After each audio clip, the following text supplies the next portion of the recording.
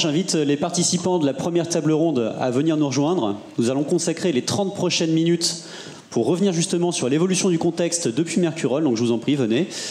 Donc vous avez deux pôles. Un pôle plutôt consacré aux semences qui sera sur ma gauche et puis un pôle plutôt apicole qui sera sur ma droite. Donc merci. Petite question indiscrète pour la salle. Mais qui d'entre vous était déjà là à Mercurol en 2011? Levez la main s'il vous plaît. C'est pas tout à fait balancé. On va dire qu'il y a une minorité d'entre vous qui étiez déjà là en 2011. Et une belle minorité.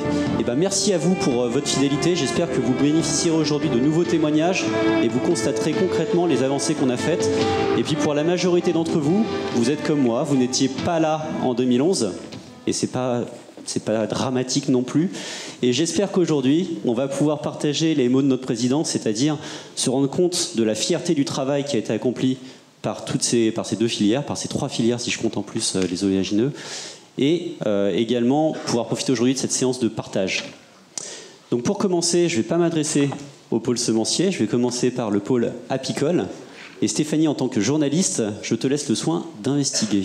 Thomas Mollet, alors vous aussi, vous avez plusieurs casquettes. Vous êtes président de l'ITSAP, donc l'Institut technique et scientifique de l'abeille et de la pollinisation. Vous êtes président de l'Association de développement de l'apiculture en Nouvelle-Aquitaine.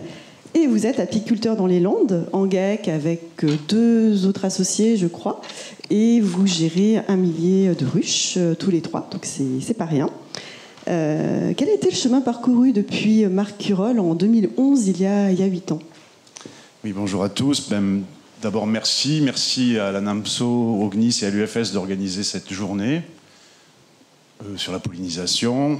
À chaque fois qu'on se retrouve sur la pollinisation, pour finir, c'est ces acteurs-là qu'on retrouve en ce moment. Donc merci beaucoup. Le contexte, quelle évolution du contexte depuis Mercurol? D'abord, il y a une mauvaise nouvelle, c'est que les abeilles vont pas mieux. Voilà, ça c'est la réalité des apiculteurs, c'est-à-dire que l'enquête du ministère sur les surmortalités de l'an dernier fait encore apparaître 27% de ruches mortes à la sortie de l'hiver. Donc on est encore dans ce contexte de surmortalité qui n'est pas normal. Voilà. Bien sûr, grâce aux travaux de l'UMT Prades, les connaissances avancent, les compréhensions de ce qui se passe avancent, mais nous ne sommes pas aujourd'hui encore capables d'enrayer ce phénomène. C'est davantage qu'en 2011, cette surmortalité ? Non, c'est pas davantage, ça prend des formes un peu différentes parfois, mais c'est à peu près la même chose qu'en 2011. Pour vous, un des points majeurs en fait de ce qui s'est passé depuis Mercurol, ça a été la création de cette charte des bonnes pratiques agricoles, apicoles pour la pollinisation.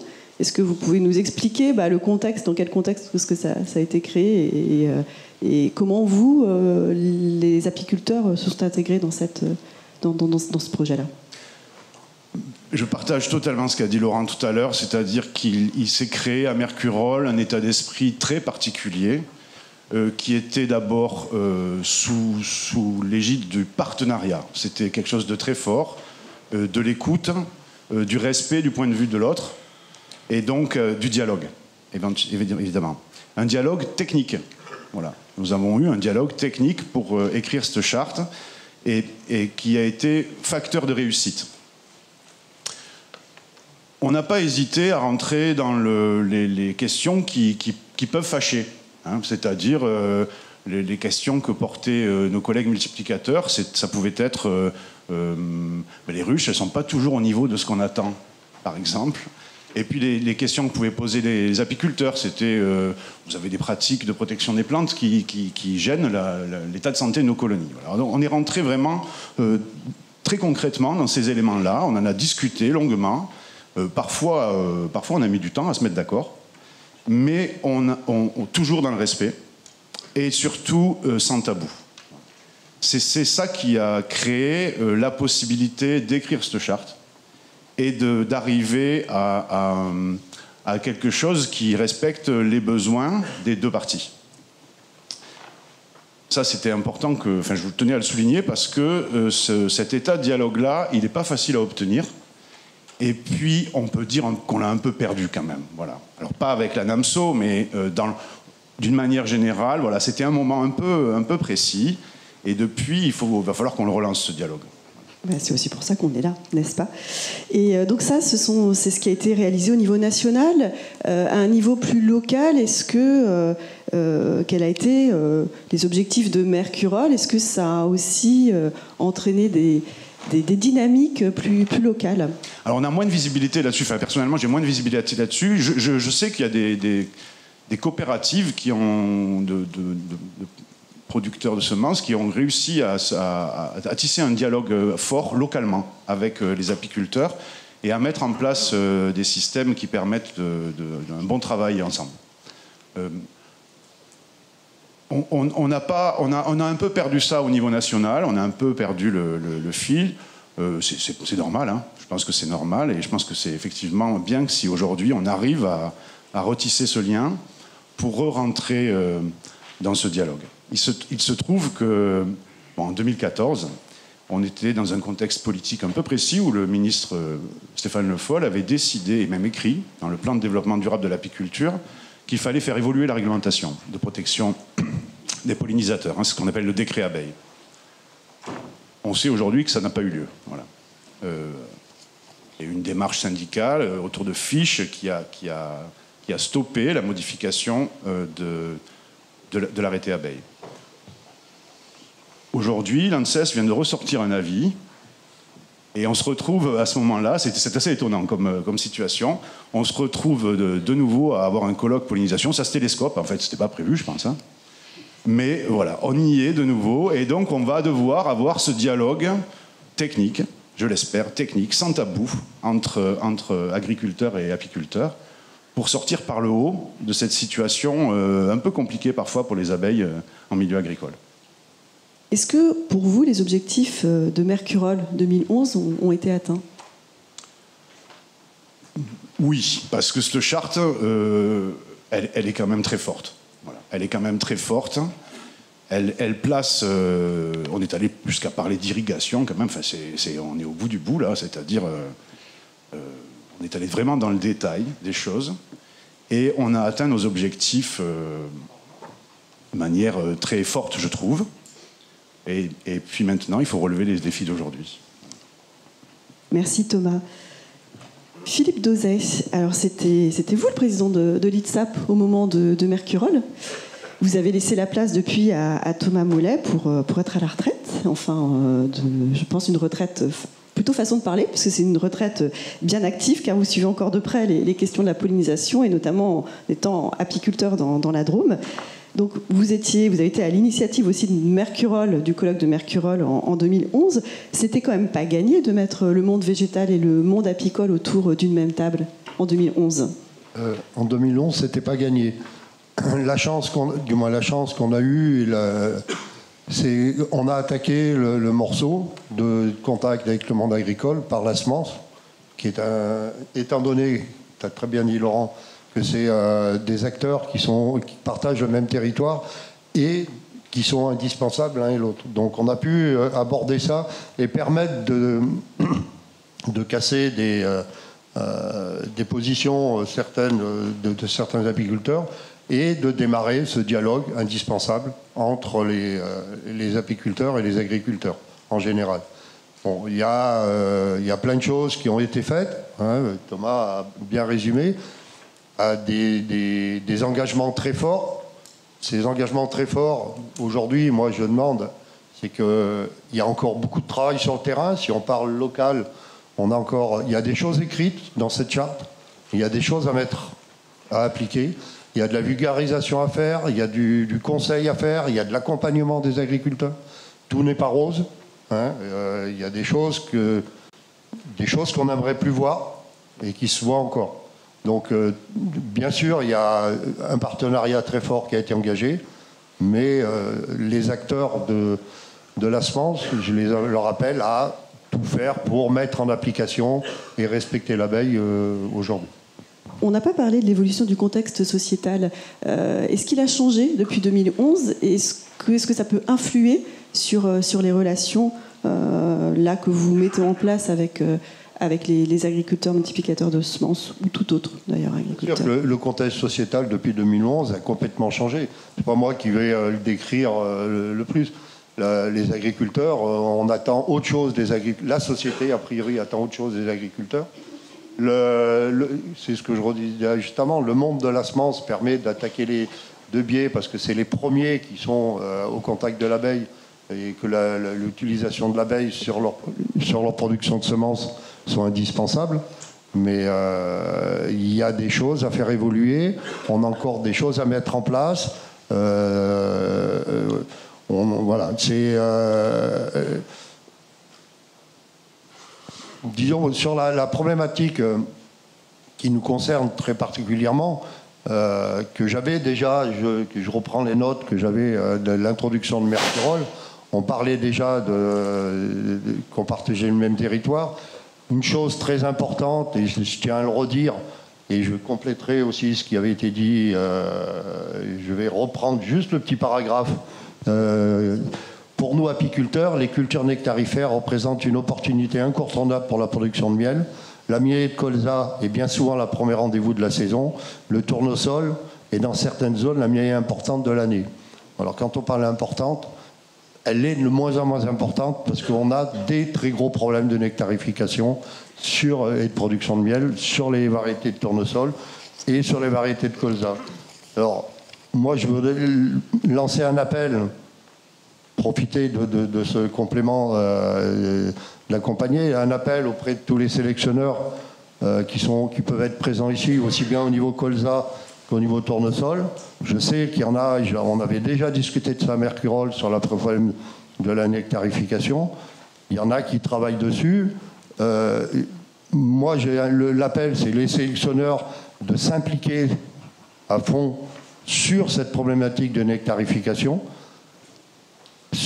et à nos instituts, c'est-à-dire Terrenovia et l'ITSAP, Institut de l'abeille, de travailler ensemble pour comprendre cette problématique et essayer d'amener des réponses pour avancer sur ce sujet.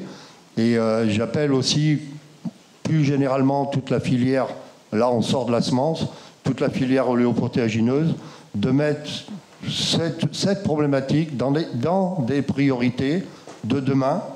Si vous voulez continuer à ce qu'il y ait une apiculture qui soit viable économiquement et avoir des ruches demain pour faire vos pollinisations, il va falloir qu'on arrive à tirer et à remettre des équilibres économiques sur nos exploitations, en sachant que, si je prends l'exemple de cette année, on va avoir des gros problèmes dans certains secteurs avec le colza, étant donné qu'il y a des surfaces qui sont en diminution en consommation et des gros problèmes. On a déjà des zones avec des apiculteurs qui ne vont pas démarrer la saison avec du colza, mais avec de l'ovépine, et ça entraîne tout un tas de choses en cascade.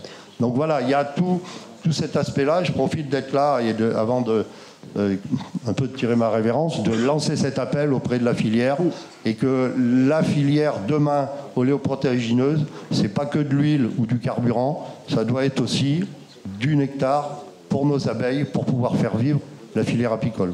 On va en parler au cours de la matinée déjà. Oui, non, mais voilà, mais je tenais à lancer cet appel. Est-ce que pour conclure, est-ce que vous êtes comme satisfait de ce qui s'est passé à Mercurol et de là, enfin, ou est-ce que pour vous les objectifs ont été évidemment qu'on peut être satisfait de ce qui s'est passé à Mercurol. Ça a été un démarrage d'un dialogue très fort et surtout des partenariats qu'on a mis sur le terrain après.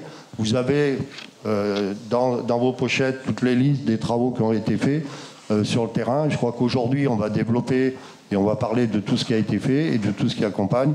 Je suis aussi très satisfait qu'on puisse refaire un colloque aujourd'hui pour faire le point et pour se projeter dans l'avenir et voir sur quel sujet. Il y a encore beaucoup de sujets à traiter.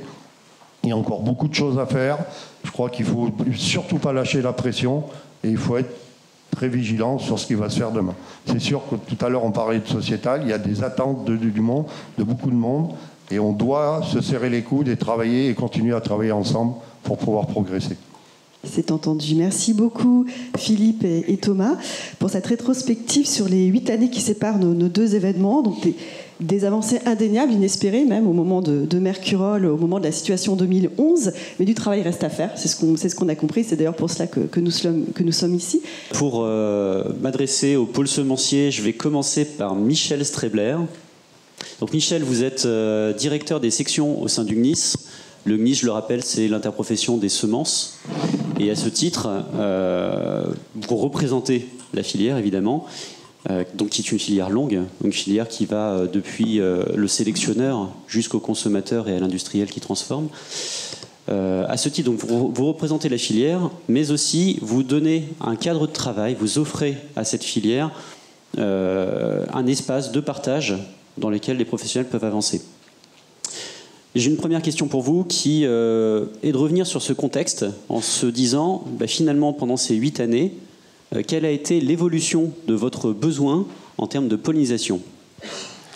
Donc pour aborder ce sujet, j'ai 2 cartes qu'on pourra commenter. Et en fait, sur ces cartes, c'est l'évolution des surfaces et des espèces multipliées, mais espèces entomophiles. Que ce soit, alors quand je dis entomophiles, c'est abeilles domestiques, mais aussi abeilles sauvages. Et on a regroupé, on a été au-delà des oléagineux, mais après je reviendrai sur les multiplications de semences oléagineux.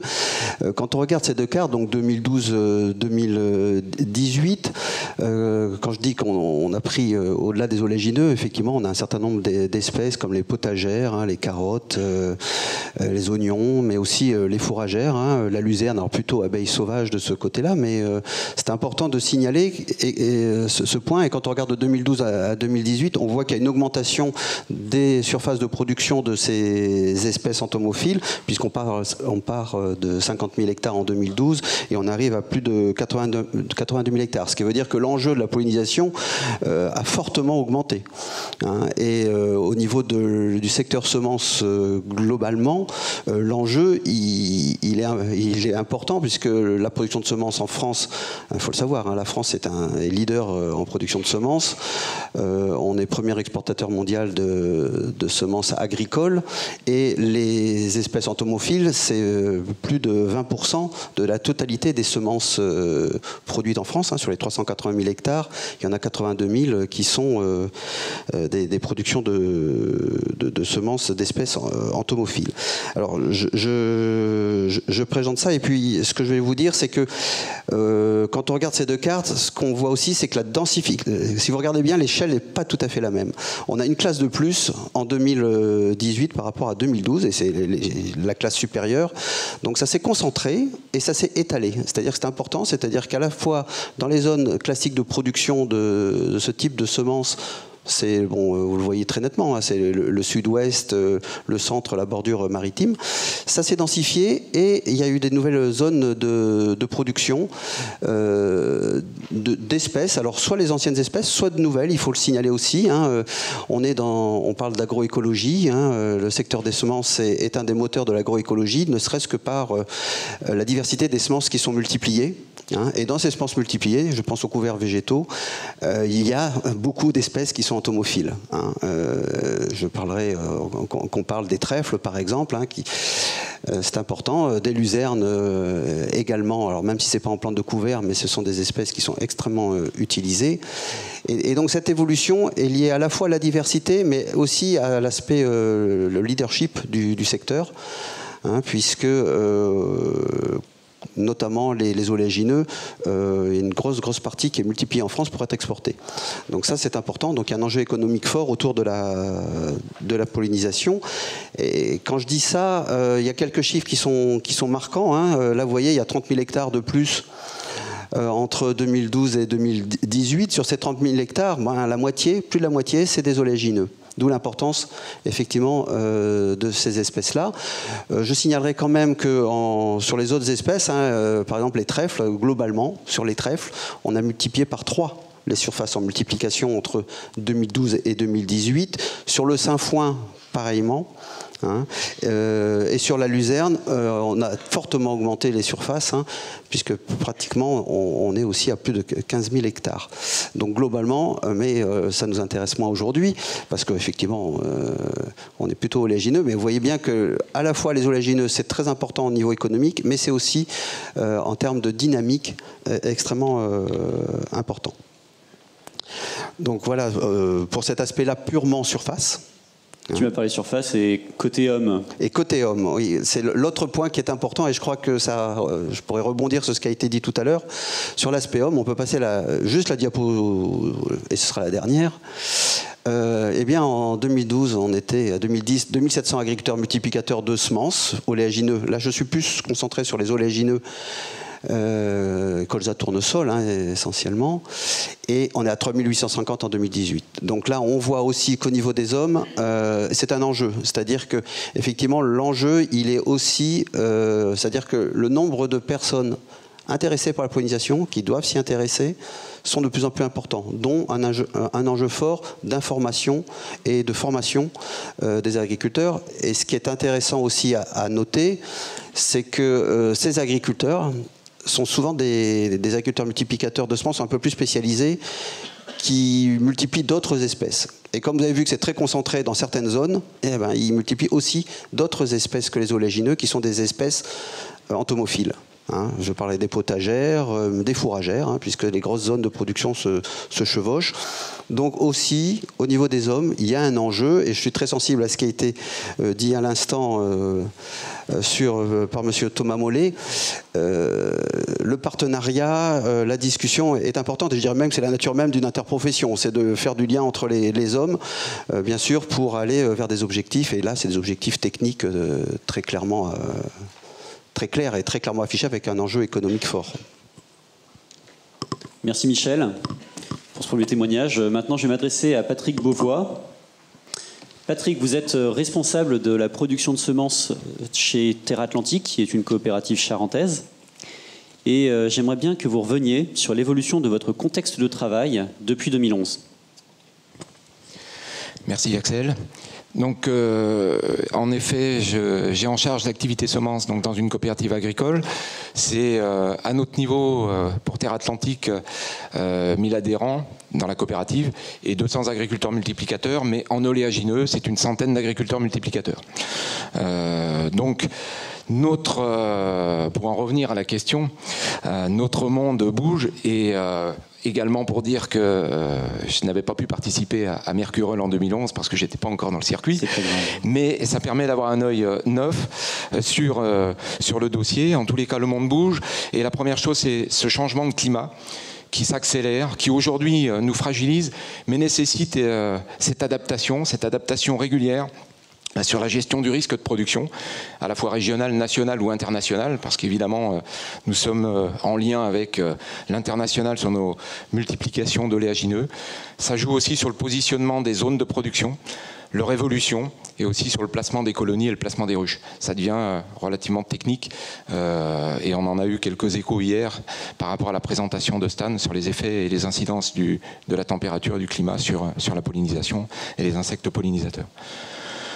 Le deuxième point, c'est cette évolution des marchés. Ça a été présenté par Michel Strabler. Cette évolution des marchés impacte nos réseaux de producteurs, et notamment à travers le développement des surfaces, donc très marqué depuis 2015, et ça notamment pour couvrir les marchés à l'exportation.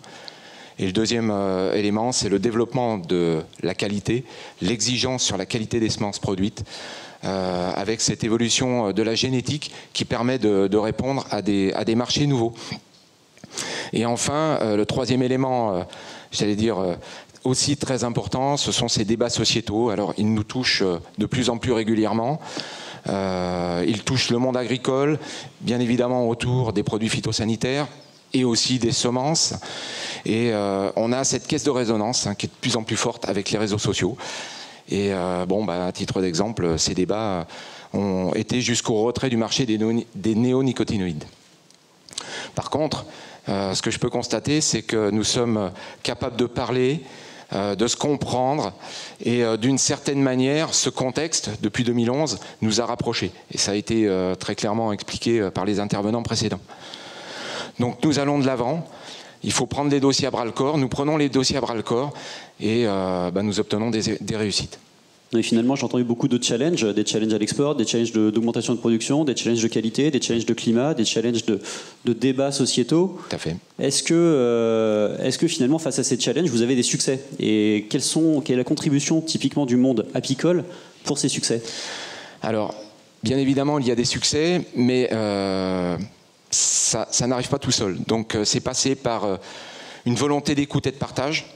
Il faut vraiment vouloir échanger et du côté de Terre Atlantique, au niveau de la coopérative, ça a fait l'objet de nombreuses réunions, des actions terrain pour mettre en relation, donc depuis 2010-2011, les agriculteurs multiplicateurs, les apiculteurs. Et aujourd'hui, je peux dire que les mots confiance, respect et partenariat sont vraiment une réalité. Et tout ça derrière un dialogue constructif et positif. Ça, c'est important. Alors évidemment, derrière ça s'est traduit par des éléments très concrets.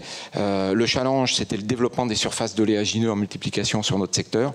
Donc en 2011, nous étions sur 1300 hectares de multiplication colza, tournesol en production de semences.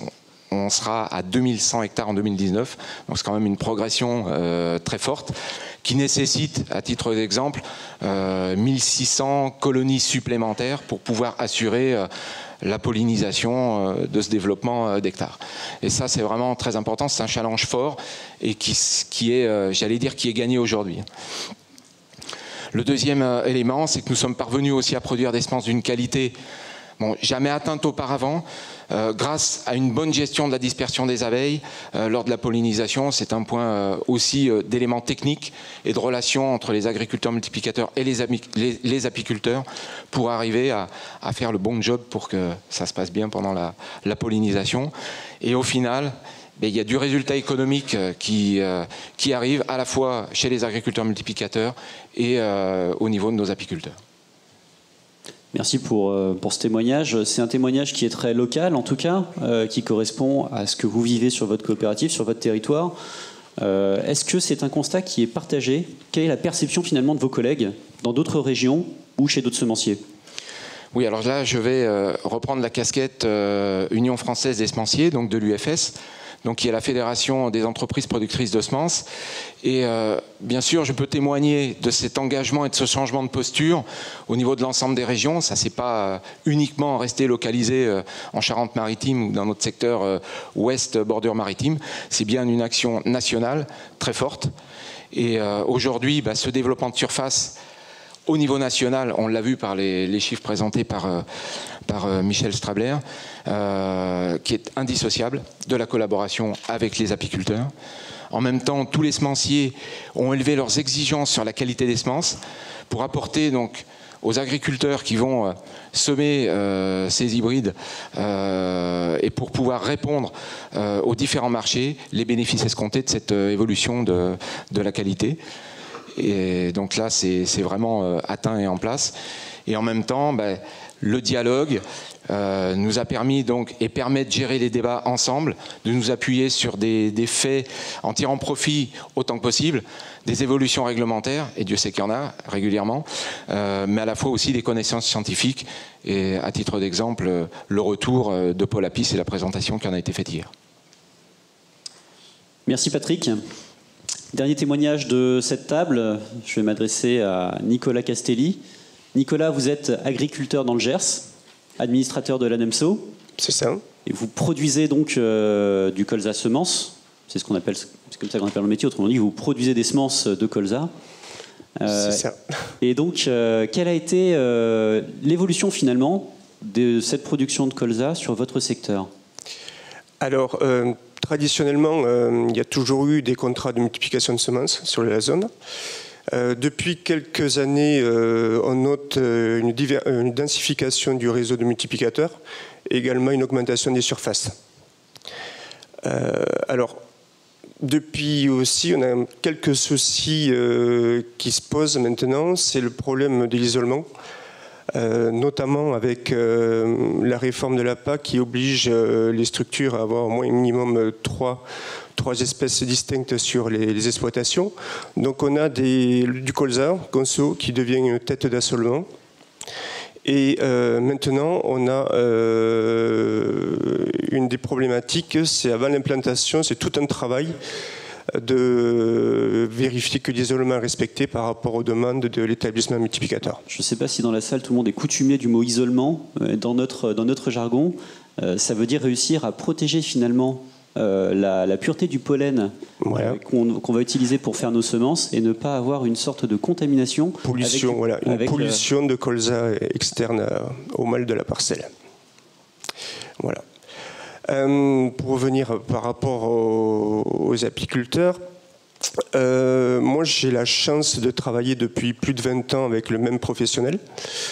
C'est pas le cas de mes collègues, mes nouveaux collègues, où on a quelques soucis en termes d'approvisionnement au niveau des ruches par rapport au chargement hectare qui nous est demandé.